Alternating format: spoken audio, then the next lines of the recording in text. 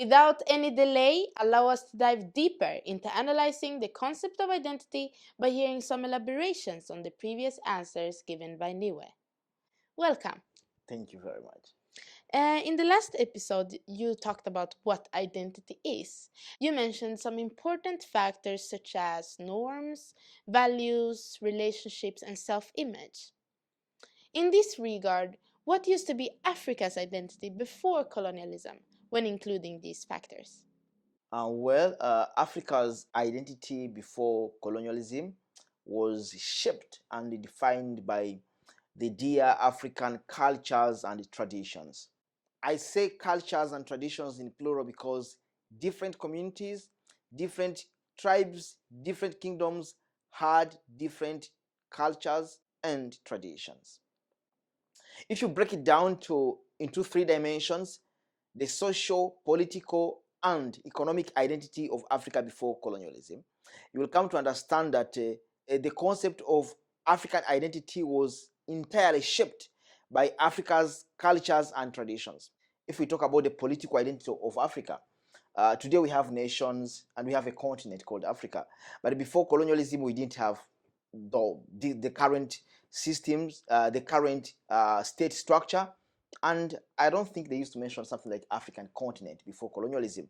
So before colonialism, we had kingdoms that were led by kings, and these kingdoms had a parliament. They had ministers, but not the term minister. For instance, our parliaments were called council of elders, who were chosen by the king himself or by the tribes themselves, choosing these elderly people, senior citizens, to support the king in coming up with laws that will guide their people. The kingdoms were also made up of chiefdoms that were led up by chiefs. From chiefdoms, if you go down, you'll find each chiefdom was made up of communities, and these communities were made up of tribes that came together to form these communities, to form the chiefdoms. Then if you go down from tribes, you'll come to a level of clans.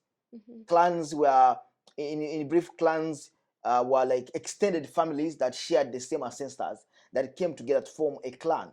From a clan, you go to extended families. Extended family is a family of father, mother, children, uncles, cousins, aunties, all these people, grandparents, extended families. From extended families, you break it down out to a nuclear family.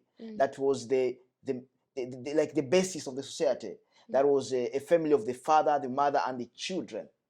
So that's, you can break it. I can say that was our political system that came up from the kingdoms to the basis, the foundation, which was a family.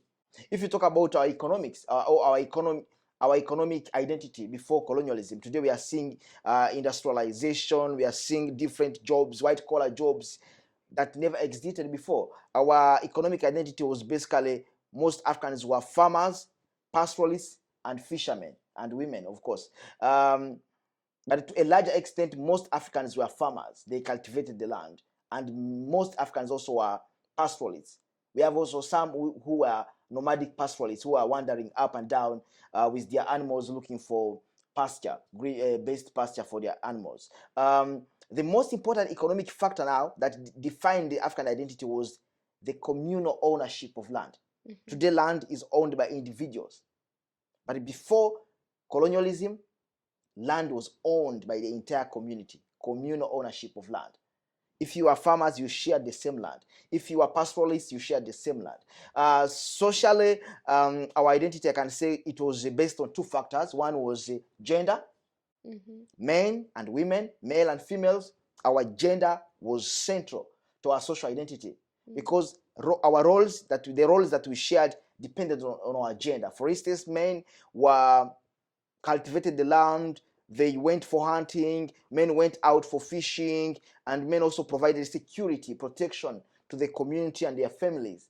Whereas women took care of the young ones, the kids, and did almost all domestic work at home. But again, a second important factor was also age groups. Our role was also dependent on the age set. We had activities to be done by young men and women, activities to be done by young adults, even by senior citizens that we may call elders. So there are two factors that really defined our social identity. One was the gender, second was the age groups. age sets. So basically, the Africa's identity before colonialism was built around, if not shaped, if not defined by our traditions and cultures.